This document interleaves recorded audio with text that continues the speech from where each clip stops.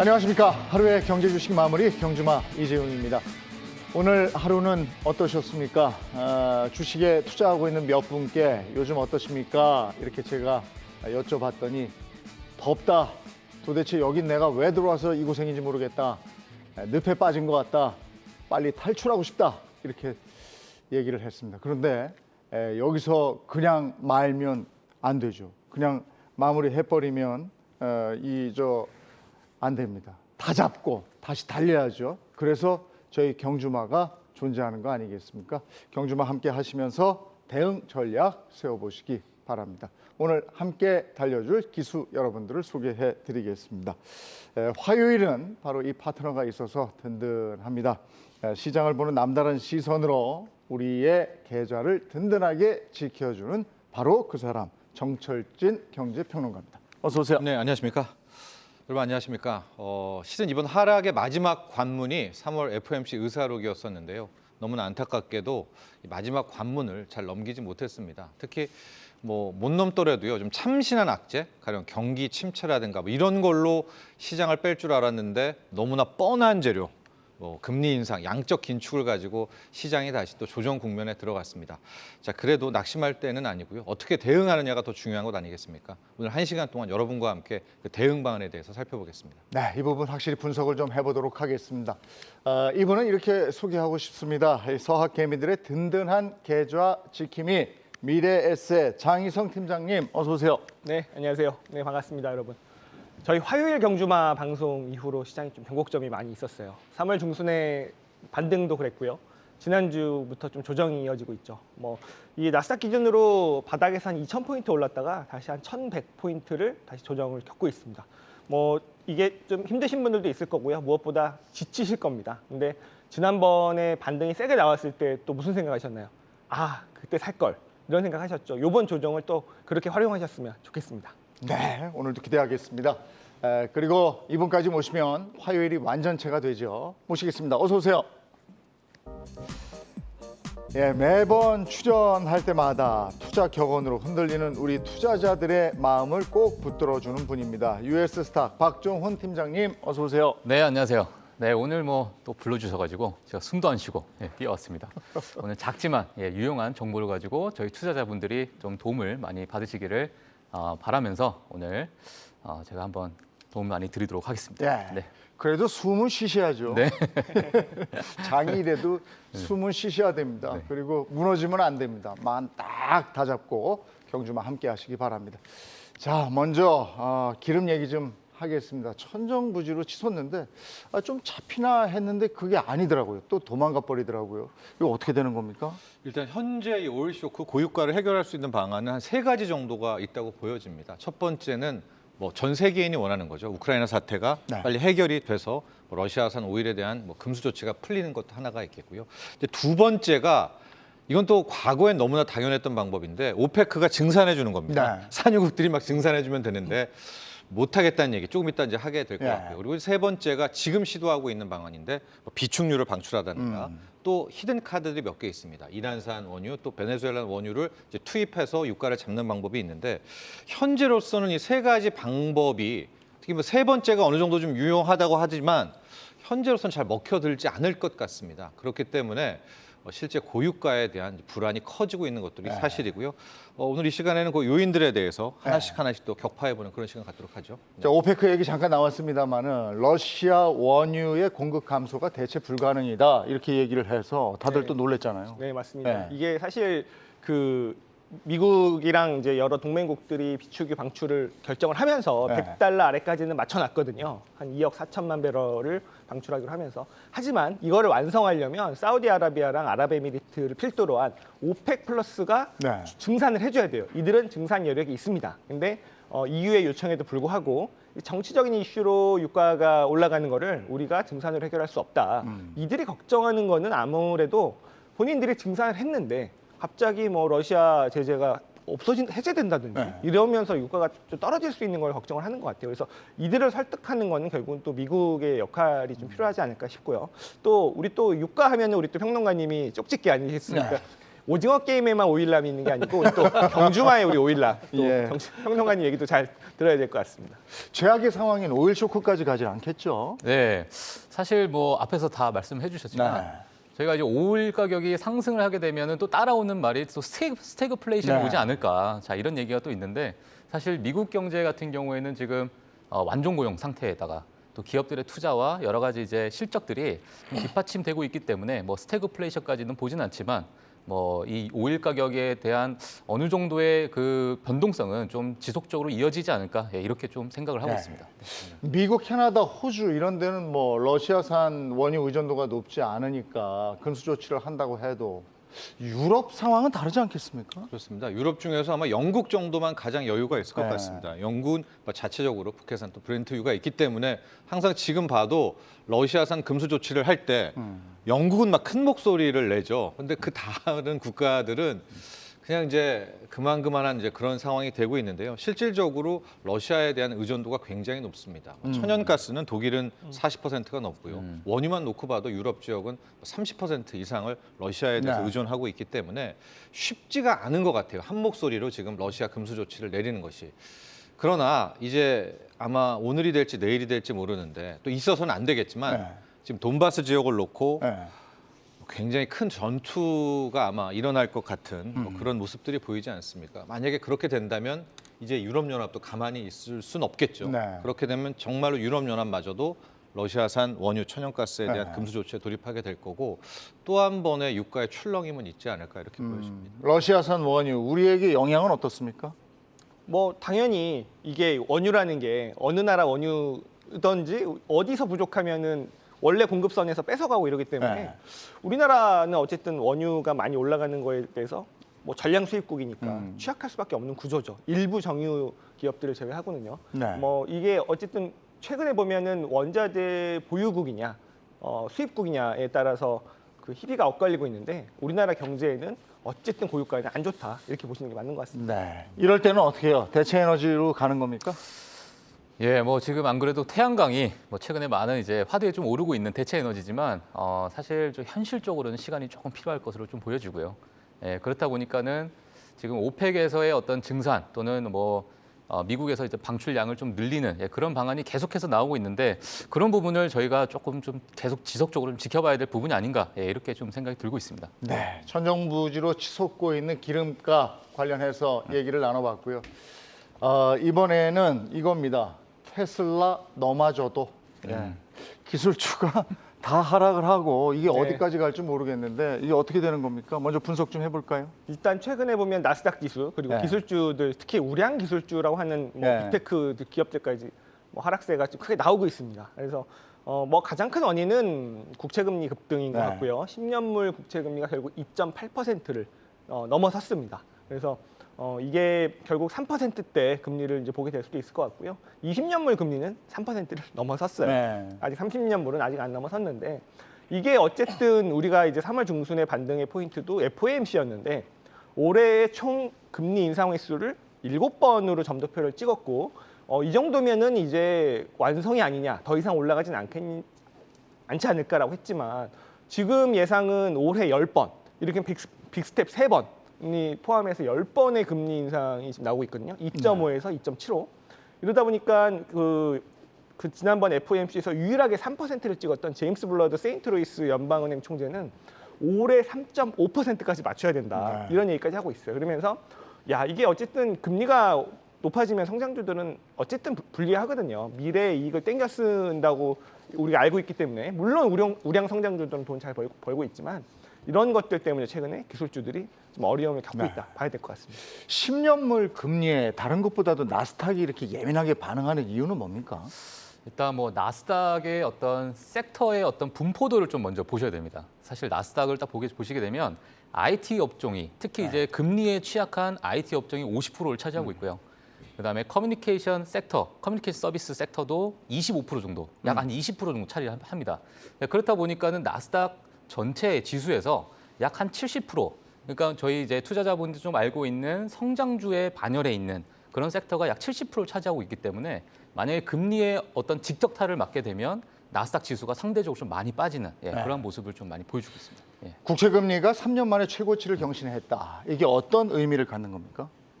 실질적으로 지금 상황으로서는 네. 인플레이션이 뭐 치열하다 이렇게 볼 수가 있겠습니다. 인플레이션이 치열하기 때문에 이제 인플레를 잡으려고 중앙은행에서 이제 긴축을 펼치게 되는 거죠.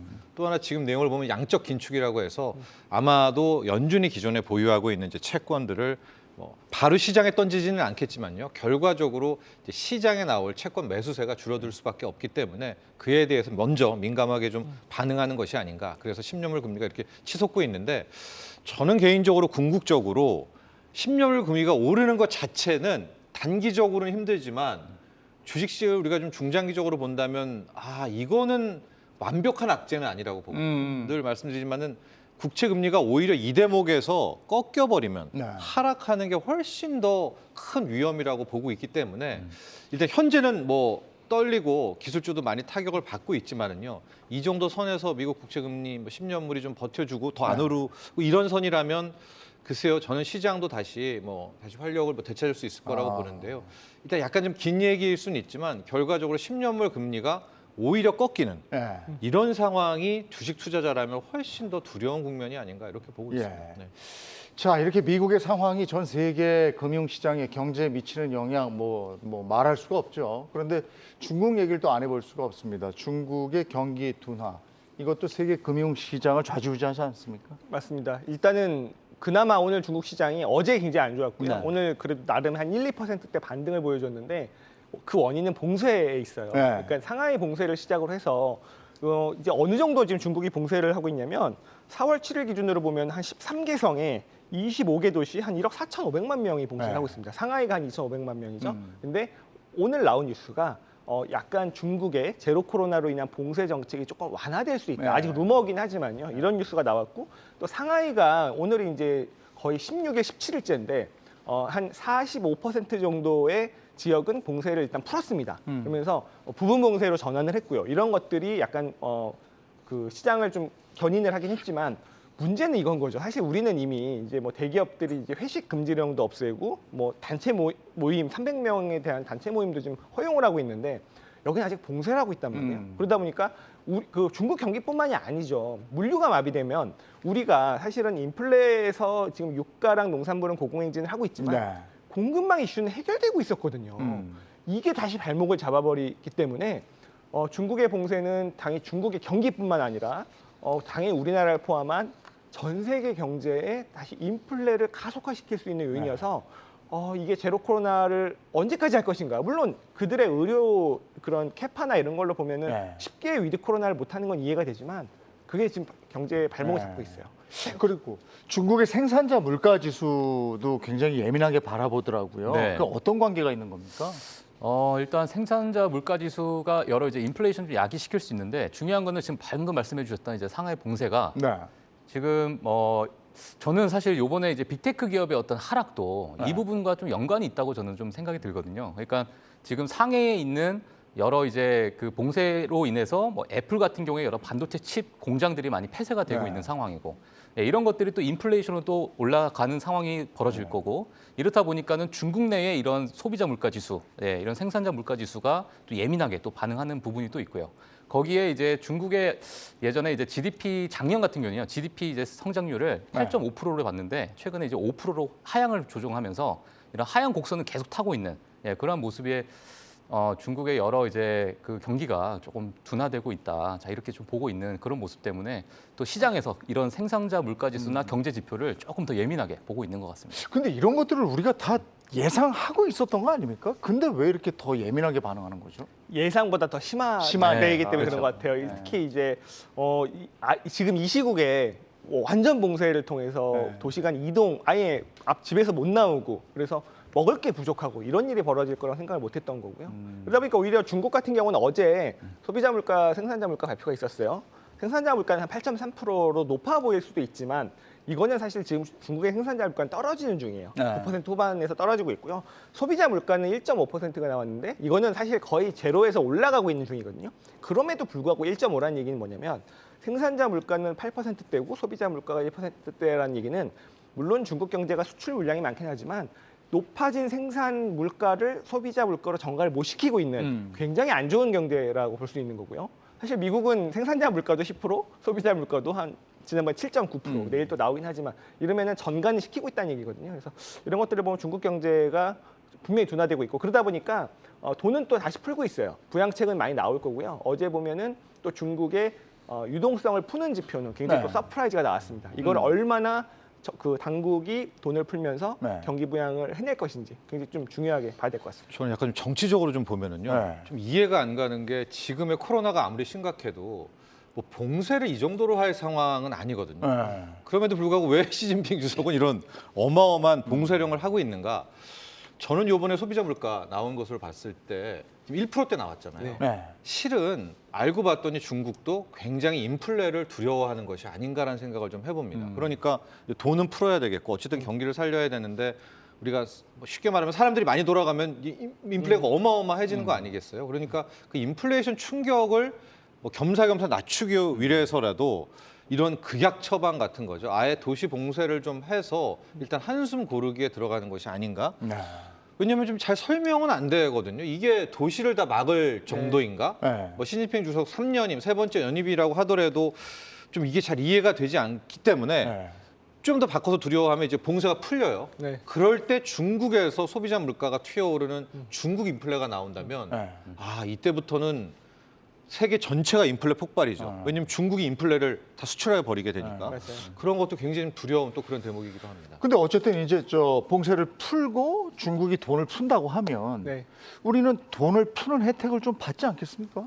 그게 이제 얼마나 먹혀 들어갈지를 봐야 될 것 네. 같아요. 근데 아까 말씀하신 저도 동의를 하는 게 정치적 의도가 인플레도 있을 거고요. 중국이라고 하는 나라는 어쨌든 일당 독재 체제이기 때문에 모든 정책에 실패가 있을 수 없는 거예요. 그러니까 우리 어느 나라든 경우에 보면 방역 정책을 실패를 했어요. 욕 먹고 정권이 바뀌면 되죠. 네. 근데 중국은 정권이 바뀐다는 게 있을 수 없기 때문에 실패를 인정하지 않는 거예요. 실패가 아예 없는 없어야 당장은 너무 네. 힘들더라도 그래서 뭐 봉쇄 정책을 펴는 것 같고요. 네. 그러면서 이게 결국에는 풀렸을 때 말씀하신 대로 경기가 살아날 것인가. 근데 중국은 또 지금 부동산 문제도 얽혀 있기 때문에 이래저래 글쎄요. 뭐 어쨌든 뭐 미우나 고우나 중국 경기가 좋아야 우리는 좋습니다. 그리고 세계 경기도 그게 밑받침이 되어야 원활하게 돌아가긴 하거든요. 근데 쉽지 않은 상황인 건 좀 맞는 것 같아요. 이래저래 보면 그렇습니다. 오늘 밤에 미국 소비자 물가지수 발표 있는 거죠. 네, 네, 있습니다. 그리고 내일인가요? 생산자 물가지수. 생산자 물가지수. 네. 이것도 예민하게 우리가 봐야 되는 거잖아요. 지금 뭐 이번 주에서 가장 중요한 부분이 네, 될 수 네. 있을 것 같습니다. 그래서 지금 많은 시장에서 예측하는 그 예상치가 8.4%. 네. 근데 지난번에 7.9인가? 네, 7.9였습니다. 네. 예, 그래서 이번에 8.4%를 좀 보고 있는데 사실 9%대를 넘을 수도 있을 것이다. 예, 이런 이제 예상도 많이 있습니다. 월가에서도. 예, 그렇기 때문에 사실 오늘 저녁이 예, 이제 저희 투자자분들께서 가장 또 걱정스러운, 우려스러운 그런 날이 아닐까 이렇게 생각을 하고 있습니다. 그러니까 이거 주목하고 있는 거고. 네. 그 2월인가요? 생산자 물가지수로 증시 한번 출렁거리지 않았습니까? 뭐 10%가 나왔어요. 네, 그리고 이게 아까 제가 중국은 좀 꺾여서 내려오고 있다고 네. 말씀드렸는데 내일 이제 내일이죠. 내일 밤에 나오는 미국의 생산자 물가지수는 10.6%가 예상이 되기 때문에 더 오르는 걸로 나오고 있어요. 뭐 어쩔 수 없죠. 원자재가 이렇게 올라가고 네. 그죠? 뭐 곡물이나 뭐 비철금속, 원유가 이렇게 올라가는데 쉽게 꺾이지 않을 것 같고요. 그런데 이게 지금 그렇다면은 소비자 물가가 아이러니하게도 소비자 물가는 많이 높게 나오는데 전가를 시키고 있단 말이에요. 전가를 시키는 기업이 있고 못 시키는 기업이 있겠죠. 그리고 원자재의 상승분에 영향을 많이 받는 기업이 있고 덜 받는 기업이 있고 그런 거에 따라서 굉장히 차별화가 나타나지 않을까 생각은 듭니다. 저는 오늘 밤 일단 뭘 봐야 되냐면 네. 8.4 혹은 8.5라는 높은 인플레이션이 나왔을 때 네. 국채 금리가 어떻게 반응하느냐가 네. 중요한 관건일 것 같아요. 만약에 국채 금리도 뒤따라서 네. 뭐 그만큼 큰 폭으로 뭐 3% 육박하게 치솟는다면 여기서부터는 굉장히 좀 뭐 힘든 국면이겠지만은 오히려 인플레는 높게 나왔는데 금리 상승은 좀 약간 더디게 되는. 그렇다면 이제 금리 상승분이 뭐 선반영했다, 뭐 이렇게도 네. 표현이 될 수가 있거든요. 그렇게 되면 이제 시장이 또 어떻게 한숨 돌릴 수 있는 구도들. 그러니까 얼마가 소비자 물가 상승률이 나왔느냐도 중요하겠지만은 그 다음 스텝들, 과연 채권 시장은 어떻게 반응하느냐. 그리고 또 하나 좀 주목하는 것이 미국의 쉐일 오일입니다. 이 여론몰이 같은 건데요. 네. 결국 지금 유가를 잡을 수 있는 방법은 저는 하나밖에 없다고 그래요. 앞에 증산 이런 거 없이 미국이 쉐일 오일을 파면 됩니다. 네. 파면은 끝나거든요. 과연 8.4% 정도의 소비자 물가 상승률이 나왔을 때 이제 미국 국민들이 요구하겠죠. 아, 우리가 쉐일 오일이 이렇게 많은데 쉐일을 파자.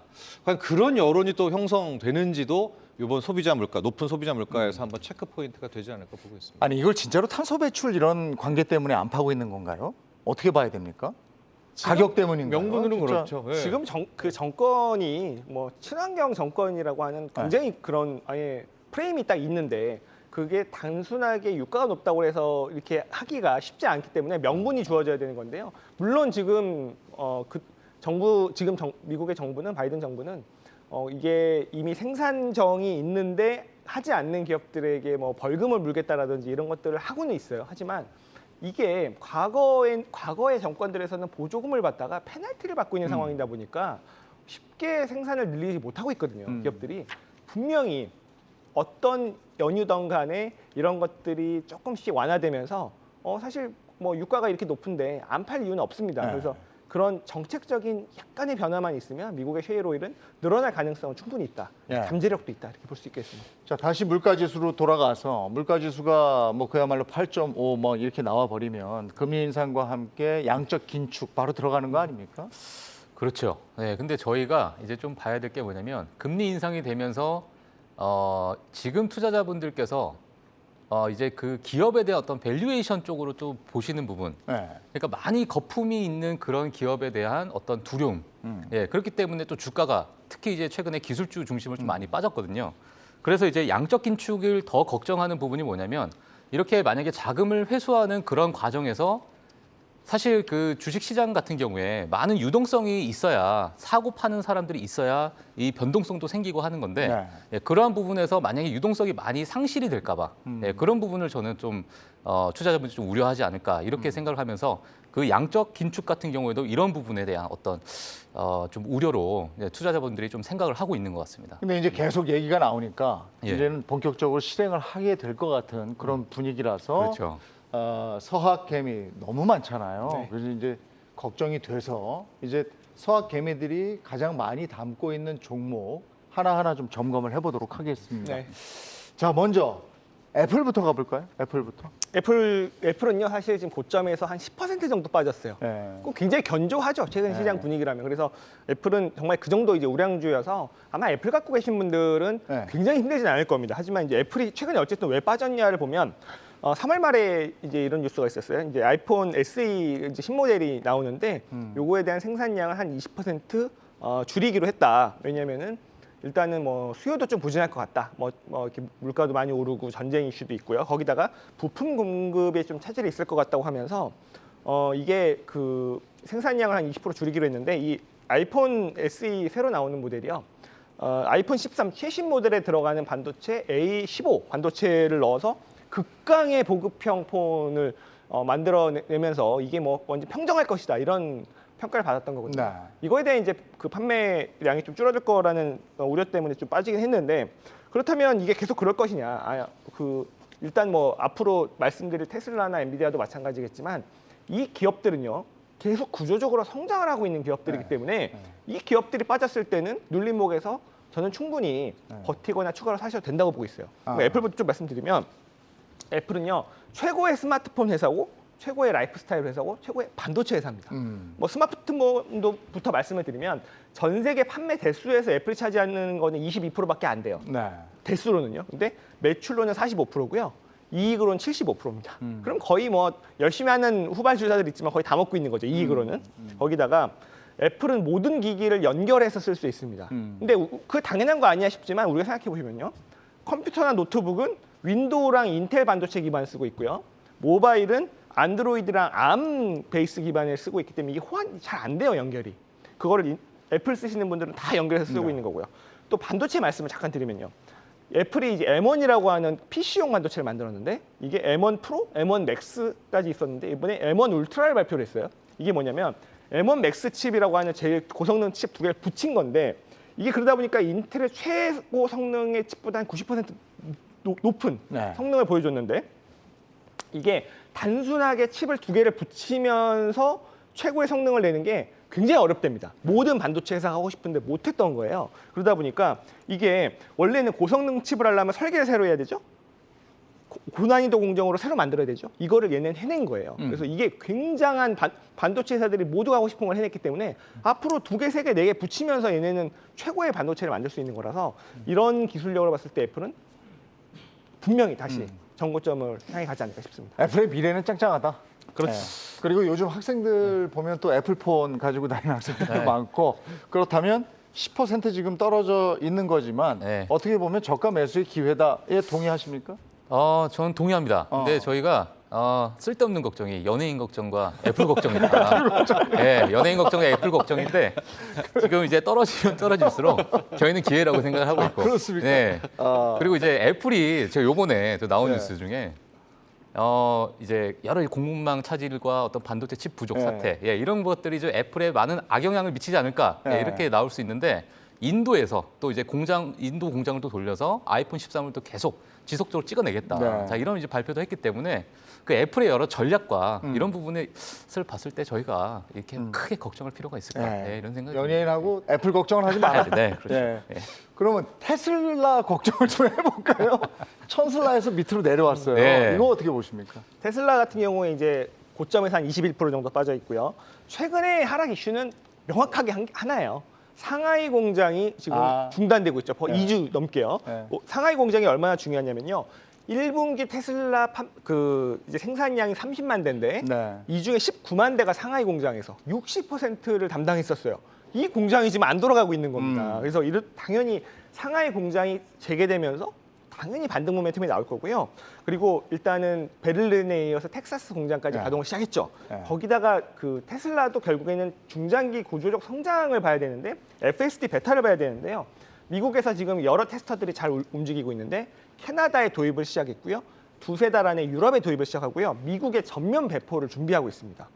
이 얘기는 이제 미국에는 굉장히 많이 어느 정도 안정화가 됐다라고 보는 건데 이게 테슬라의 자율주행이 맵 기반이 아니에요. 그냥 바로 사람의 눈처럼 바로 처음 보는 것부터 인식을 하는 건데 다른 모든 자율주행을 하는 업체들은 일단 고성능 맵을 기반으로 하기 때문에 새로운 곳에 가면 테스트를 새로 해야 되거든요. 네. 테슬라는 그럴 필요가 없습니다. 그냥 가면 바로 시작할 수 있는 거기 때문에 이런 FSD의 뉴스까지 보시면은 지금 저는 천슬라가 잠깐 깨졌을 때가 네. 굉장히 좋은 기회다라고 생각을 하고 있습니다. 이거 테슬라도 걱정할 필요가 없다. 예. 근데 이제 저는 2개를 놓고 본다면요. 애플을 고를래, 테슬라를 고를래라고 한다면 저는 테슬라를 고를 것 같아요. 그래요? 그러니까 저희가 바꿔 말하면 애플을 그렇게 막 믿는 건 아닌 건데 네. 저는 기본적으로 올 한 해는 인플레이션을 바라보고 있고요. 어떻게 됐건 고물가에 전가력이 있냐 없냐가 굉장히 네. 중요하다고 보고 있습니다. 그래서 뉴욕 증시에 대해서는 늘 말씀드리지만 엑슨모빌 정도는 돼야 된다라고 하는 관점에서 보면 테슬라는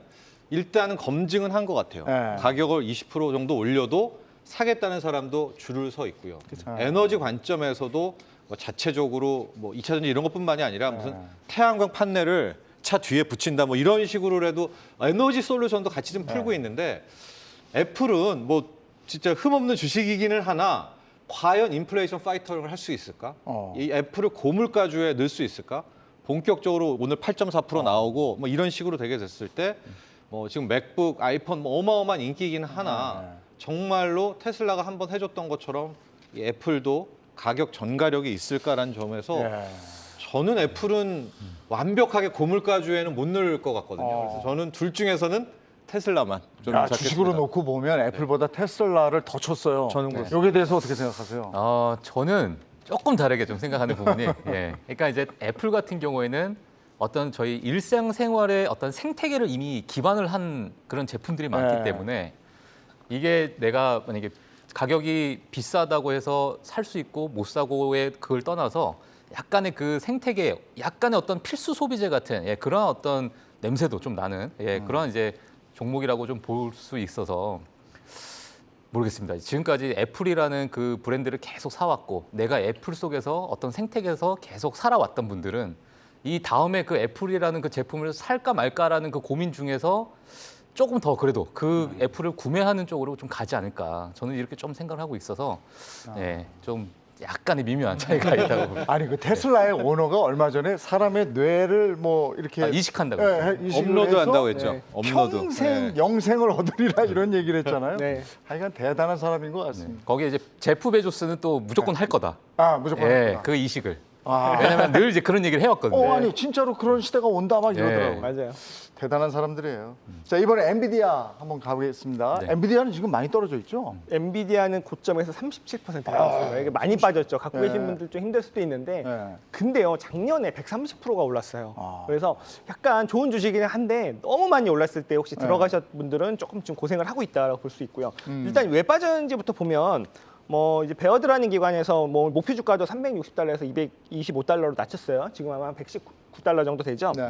이게 어쨌든 PC랑 노트북의 수요가 둔화된다. 그거는 뭐 당연할 것 같습니다. 우리가 팬데믹 시기에 다 바꿨죠. 더 살 수요는 많이 줄어든 것 같기도 하고요. 그리고 서비스 소비로 사람들의 돈이 바뀌기 때문에 또 역시나 이런 쪽의 소비는 둔화된다. 그러면서 뭐 GPU나 이런 반도체들의 좀 수요가 둔화되는 건 맞는 것 같아요. 그리고 엔비디아는 또 중요한 게 가상자산하고도 많이 연결돼 네, 있습니다. 네. 채굴기로 많이 쓴단 말이에요. 네. 이거를 이제 한번 2018년에 호되게 당한 적이 있어요. 왜냐하면 채굴기로 쓰면 약간 너덜너덜해진다고 하는데 이게 가격이 확 빠지면 채굴 안 하고 그걸 중고로 내놓으면서 신제품이 안 팔리는 효과가 있었는데 이번 그거를 막기 위해서 채굴 전용기를 만들어 놓기도 했어요. 하지만 이런 것들이 또 지금 가상자산이 또 약간 좀 빠지고 있고 그리고 가장 중요한 채굴 수요가 이더리움인데요. 비트코인은 또 다른 전용 채굴기가 있습니다. 그래서 이더리움이 채굴 방식을 바꿔요. 그래서 이거를 그 작업 증명에서 지문 증명으로 바뀌면 네. 채굴기가 많이 필요 없습니다. 그래서 이런 것들에 대한 우려로 좀 엔비디아가 많이 빠졌다라고 좀 볼 수 있겠습니다. 엔비디아 지금 그 성학개미들이 가장 많이 담고 있는 종목 중에 하나죠. 네, 그렇죠. 네. 네, 많이 인기가 있는 종목인데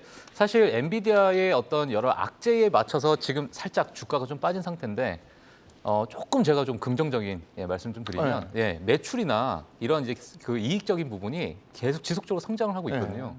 그리고 이제 뭐 그 메타버스에 대한 그런 어떤 기대가 물론 메타버스가 사실 지금 상당히 좀 애매모호한 개념이 될 수도 있고 아니면은 뭐 지금 저희가 하고 있는 게임 자체가 또 메타버스다 이렇게 얘기하시는 분들도 있고 그래서 이제 그런 부분이 있지만은 3D 어떤 가상 공간을 재현할 수 있는 옴니버스 그런 이제 플랫폼도 또 이제 엔비디아에서 가장 강하게 밀어붙이고 있는데 이번에 이제 GTC 키노트에서 젠슨 황이 발표했던 그런 내용 중에 거의 80%가 이제 옴니버스 또는 AI 아니면 메타버스 이런 쪽으로 거의 할애를 다 했어요. 그렇다는 얘기는 앞으로 이제 엔비디아의 어떤 방향성을 거기서 이제 나타내는 거기 때문에 저희가 이제 그런 쪽으로 조금 주의를 그쪽으로 좀 이제 집중, 무게 중심을 그쪽으로 좀 옮겨서 앞으로 어떤 이제 뉴스들이 좀 나올지 그런 부분 좀 지켜보시면 좀 재미가 있을 것 같습니다. 그러면 엔비디아도 저가 매수의 기회로 삼음직합니까? 저는 아주 강하게 갑니다. 저도 엔비디아 엔비디아 지금- 강하게 갑니다. 네. 지금 가격대는 되게 좋다고 봐요. 그래요? 이렇게 너무 300달러 넘었을 때만 안 사시면 되고 이거 옴니버스 얘기 좀 해드릴게요. 왜냐하면 엔비디아의 미래는 옴니버스에 있어요. 이게 구조적으로 성장하는 기업이 맞습니다. 왜냐하면 우리가 메타버스 하면 너무 게임만 생각하고 너무 비현실적인 걸 생각하는데 이거를 실용적인 비즈니스 공간으로 만든 게 엔비디아입니다. 네. 얘네 지금 옴니버스가 뭐라고 있냐면요. BMW가요. 자기네 공장을 디지털 트윈을 만들어 놓고 거기서 먼저 시뮬레이션을 해본 다음에 최적화된 모델로 공장을 돌리고 있어요. 그러면서 또 자율주행 테스트도 얘네 옴니버스에서 하고 있고요. 그리고 이게 그 옴니버스에서는요. 도시 하나를 통째로 만들어서 도시를 한번 운영해 보기도 하고요. 그걸 넘어서 지구를 복사해 놨어요. 스케일이 커지네요. 지구를 복사해서 기후 관측이나 예상, 뭐 앞으로 그런 기후 변화 이런 것까지 예측을 지금 하고 있는데 이러다 보니까 이건 거죠. 메타버스가 단순하게 노는 게 아니라 실용적인 비즈니스 공간으로 만들어주고 있는 회사인데 이렇게 비교하시면 될 것 같아요. 우리가 메타버스 하면 떠오르는 영화가 레디 플레이어 원 있으실 거예요. 이게 메타 플랫폼, 페이스북이 꿈꾸는 메타버스고요. 엔비디아가 만드는 메타버스는 영화 매트릭스라고 생각하시면 됩니다. 진짜 현실 세계를 똑같이 만들어 놓는 거죠. 이걸 해내는 기업이기 때문에 앞으로 비즈니스에서 무궁무진하게 옴니버스를 기업들이 채용하게 될 겁니다. 야, 그러면 두 분 다 엔비디아 강추예요? 뭐 지금 가격은 강추예요. 뭐 어떻게 생각하세요? 강추하실래요? 저는 아니요. 저만 자꾸만 이렇게 소수소리여서 다 두 분 얘기도 맞고 엔비디아가 훌륭한 주식이고 정말 그런데 문제가 묶음이 있거든요. 주식은 어디에 묶이거나 거기 카테고리에 들어가면 원치 않게 당하고 또 원치 않게 오르기도 하는데요. 최근의 흐름들을 좀 보면 코인, NFT, 메타버스 이 그룹이 거의 짝꿍을 이룹니다. 그러니까 코인이 오르면 NFT 가고 메타버스도 같이 오게 되는 거고 여기에 딸린 우리나라의 종목은 K게임이고요. 미국 쪽에서는 엔비디아가 그동안에 있었던 것 같아요. 근데 저는 코인이 지금 같은 인플레이션 속에서는 저 시장에 저렇게 쉽게 지탱을 못한다고 봅니다. 요즘에 좀 떨어졌죠? 많이 예. 좀 떨어졌어요. 아주 뭐 직관적으로 말씀드리면 시중에 돈이 없어지잖아요. 네. 그러면은 어디선가 돈을 꺼내 와야 되는데 저는 이제 코인이 그나마 빠른 것 같아요. 네. 코인 팔아가지고 이제 돈을 챙긴다는 얘기죠. 그럼 이제 코인이 조정을 보인다? 그럼 NFT 같이 조정, 메타버스 이게 묶음이어서 그래요. 그러면 우리의 K 게임 당하는 지금 힘들어하는 거고요. 오늘 K 게임 잠깐 말씀드리면 재료도 좋았잖아요. 네. 이제 중국에서도 이제 판권 풀어준다고 판호 풀어준다고 했는데도 밀렸고 그러면 당연히 엔비디아도 그 동안에 이목구물을 올랐으니까 저는 그 악재를 네. 좀 피할 길이 좀 없을 것 같아서 네. 200달러는 그냥 저는 깨지는 거는 네. 어느 정도 감안해야 되지 않을까. 네. 뭔가 또 하실 말씀이 네, 있는데. 아니 근데 저도 약간 동의하는 부분도 있습니다. 네. 예, 어느 정도. 그러니까 항상 이제 장밋빛만 있는 건 아니고 네. 지금까지의 어떤 매출과 수익이 정말 급상승하면서 좋은 이제 실적을 네. 발표했는데 사실 그렇게 되다 보면은 이제 주식에서 가장 우려하는 부분이 가이던스잖아요. 네. 그러니까 다음에는 어떤 가이던스가 나올 거냐. 네. 그럼 지금까지의 너무 많은 가파른 이 수익 성장률 때문에 그 다음에는 조금이라도 못 미친다면 네. 그게 이제 주가로 바로 반영이 되고 또 주가의 하락을 또 일으킬 수 있는 부분이 되기 때문에 지금 뭐 사실 방금 말씀하신 뭐 코인이나 여러 이제 그런 요인도 있겠지만은 이런 최근에 너무 급상승하고 있는 매출이 오히려 또 이제 그림자를 또 보여줄 수 있는 그런 부분도 있다. 네, 그래서 투자자분들이 그런 부분을 또 같이 보시면 좀 좋을 것 같습니다. 그러면 강추 말고 추천? 추천 정도? 아주 장기 보유로. 네. 알겠습니다. 이번에 또 우리 서학개미들이 너무나 많이 보유하고 있는 ETF죠. 네. QQQ 얘기를 한번 해보겠습니다. 자, QQQ도 지금 많이 떨어져 있죠. 뭐 QQQ도 많이 떨어졌죠. 네. 최근에도 어쨌든 다시 반등이 한 10% 이상 나왔다가 나왔어요. 여기서 다시 또 한 네. 7, 8% 다시 빠졌어요. 네. 어쨌든 QQQ는 나스닥 지수를 추종하기 때문에 우리가 또 아까 나스닥 구성 종목 얘기도 네. 우리 박 팀장님 해주셨고 어쨌든 그 기술주들이 많이 모여 있기 때문에 국채금리 그리고 그런 긴축에 대한 앞으로의 더 심화되냐 좀 줄어드냐 이거에 좀 영향을 받긴 받을 거고요. 하지만 그 상위 구성 종목들인 빅테크들이 어쨌든 4월 말부터 실적 발표가 있습니다. 예, 진검승부가 될 거라고 보고 있고요. 그때부터 좀 변화의 변곡점이 나올 수도 있다라고 보고 있습니다. QQQ 어떻게 할까요? 아, 뭐 지금 사실은 지금 금리 인상에서 좀 쉽지 않은 예, 그런 모습이고요. 예, 사실 뭐 이제 빅스텝을 이제 밟아갈 그런 초입 구간이기 때문에 저희가 이제 금리 인상을 조금 보고 나서 예, 좀 지켜보는 게 좋을 것 같고 사실 금리 인상이 시작되고 나면 평균적으로 1년 뒤에는 다시 수익으로 가는 그런 역사적 이제 통계가 있거든요. 예, 하지만 이제 초창기에는 꼭 변동이 있다. 예, 그런 부분을 좀 생각해 주시면 지금 이 QQQ를 좀 생각하시는 분들이 살짝 한번 좀 쉬었다 가시는 게 좋지 않을까 이렇게 생각하고 있습니다. 요즘 같은 때 막 댐비면 안 된다. 네. 예, 이건 동의하십니까? 알겠습니다. QQQ 얘기는 이쯤 하고 네. QQQ 얘기하면 따라오는 게 있어요. 저 핑구라는 거. 네네.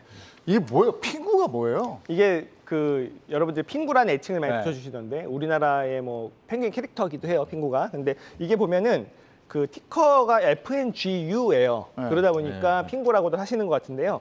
이게 보면 팡플러스 지수라는 게 있습니다. 네. 당연히 미국의 ETF는 뭐 기초 지수가 있으면 플러스 1배, 플러스 2배, 플러스 3배가 있고요. 마이너스 1배, 마이너스 2배, 마이너스 3배가 있어요. 미국의 ETF들은 그렇습니다. 그런데 이 핑구는 FNGU는 팡플러스 지수를 곱하기 3배, 3배로 추정하는 ETN이에요. 이건 ETF도 아니고 ETN인데 뭐 여러분들이 느끼시는 건 똑같습니다. 주체가 이제 이게 증권 사면은 이게 노트라고 해서 ETN이고 자산운용 사면 펀드라고 해서 ETF 그 차이만 있는 건데요. 이게 어쨌든 그 팡플러스 지수가 뭐냐?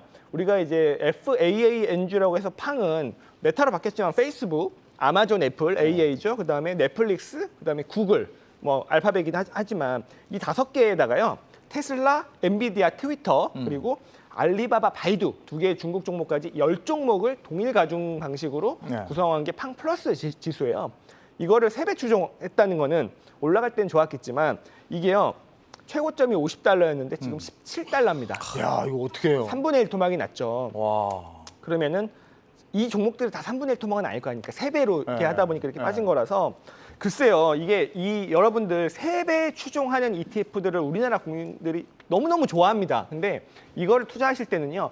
정말 바닥이라는 확신이 들었을 때 네. 아니면은 약간 정말 많이 올랐는데 더 오를 것 같을 때는 정말 단기 투자로만 하셔야 되지. 네. 이게요. 이 갖고 있는 종목들이 좋은 종목들이 많고요. 이 종목들은 물려도 갖고 있으면 올라갈 확률이 높은 기업들인데 3분의 1 토막이 나면 못 견디시고 너무 삶이 피폐해집니다. 아, 그럼요. 그래서 3배의 레버리지 투자는 정말 확실할 때 그것도 짧게만 하시기를 좀 권해드립니다. 1,000만 원 들어가서 300만 원 남은 거 아니에요 지금? 아, 참, 그러니까 이게 투기가 되면 안 되고 네. 투자가 돼야 되는데 예, 이런 부분에 사실 인기가 많아서 예, 하여튼 뭐 모르겠습니다. 제가 드릴 말씀이 없습니다. 이런 종목에 투자하는 분들의 심리는 어떤 걸까요? 글쎄요, 이런 거겠죠. 만약에 내가 뭐 한 100만 원이 있는데 전에 손해를 한번 본 분들이에요. 네, 그럴 수 있죠. 네. 빨리 복구를 해야 네, 되고요. 네. 그러니까 이게 모든 투자는요. 네. 조급해지면 성공률이 확 떨어집니다. 네. 여유를 가지셔야 우량주를 갖고 정말 장기 사실 그 우리나라의 그 재벌들도 생각해 보시면 뭐 주식을 안 팔고 10년, 20년 갖다 보니까 부자가 된 거 아니겠습니까? 그들의 재산 주식이니까. 근데 조급해지면 안 되고요. 그리고 또 빨리 어떻게든 수익을 내고 종결을 시키시려고 하다 보니까 그런 조급함 때문에 이런 네. 물론 잘 될 때야 좋으시겠지만 한 번의 실수가 이렇게 치명타를 입으면 안 돼요. 네. 내가 3번 실수를 해도 일어설 수 있을 그럴 투자를 하셔야 됩니다. 네. 자, 이번에는 요즘 화제가 되고 있는 또 곡물주가 있어요. 그 남해화학이라든지 뭐 곡물 이슈 관련해서 많이 오르고 또 뭐 떨어지기도 하고 이랬는데 미국도 지금 상당히 올라가는 것 같더라고요.